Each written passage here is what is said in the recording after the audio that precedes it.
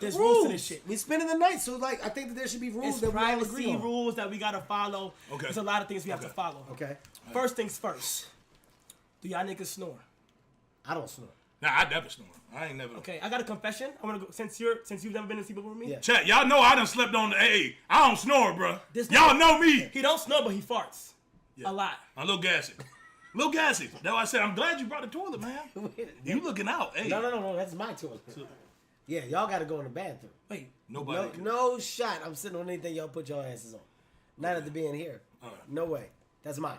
But what if your shit like? What if you take a shit in it like? And by the way, I got a rule when you use that, doors got to be open because I don't want nobody playing. So I'm going open face. Okay, doors always. And if we're using it, got to be open. No, because I don't want nobody. If I go in there, y'all start with the porta potty, shake it up or some shit like that, push it down. So I'm not doing that. So when I go to the bathroom, doors open, and that's what it is for me. Makes sense. So rule number one for me is I'm porta potty, door open. I don't give a fuck what it is. If I'm peeing or shitting, it's gonna be what it's gonna be.